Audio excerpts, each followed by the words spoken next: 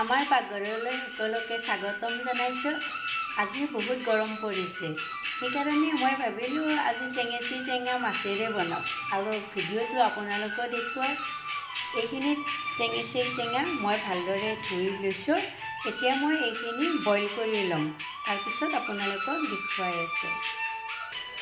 এয়া টেঙেচি টেঙাখিনি 1.5 গিলাচ পানীৰে সৈতে মই বইল কৰি লৈছোঁ আৰু এতিয়া ঠাণ্ডা হোৱাত এইখিনি মই ভালদৰে মোহাৰি ল'ম।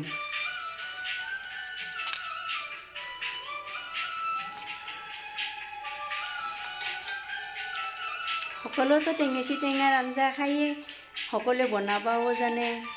এই ভিডিঅ'টি কোনোবাই যদি বনাবলৈ নাজানে তাৰ বাবে দিছোঁ।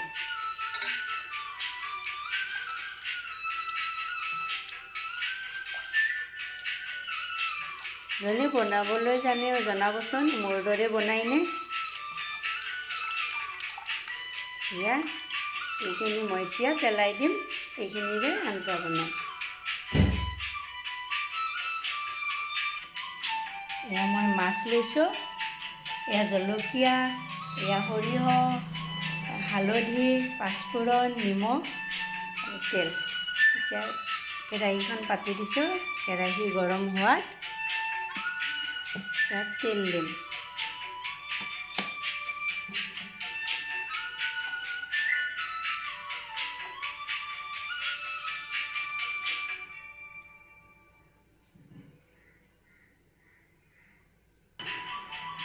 এয়া কেৰাহীত তেল গৰম হৈছে।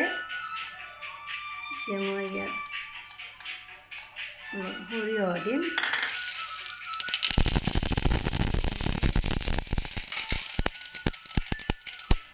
জলকীয়া, সোৱাদ অনুযায়ী নিমখ, হালধি,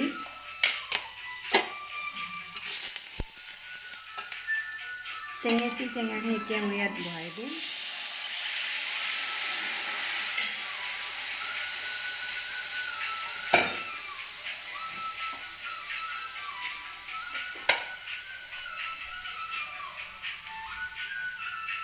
ইয়াত অলপ গৰম পানীও দি দিম।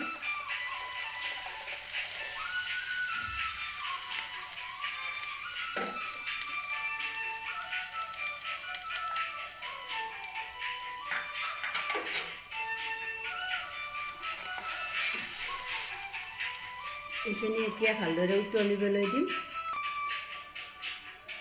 এয়া ধুনীয়াকৈ উতল আহি আছে। এতিয়া মই ইয়াত মাছ দিম।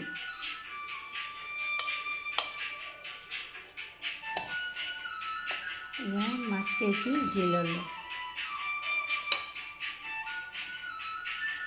এইটো একেবাৰে সহজ ৰেচিপি।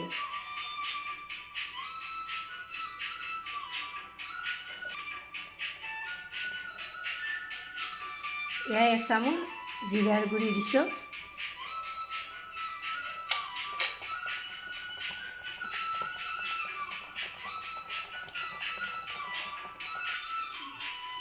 এয়া টেঙেচি টেঙা আৰু মাছৰ জোল মোৰ ৰেডি হৈ গ'ল।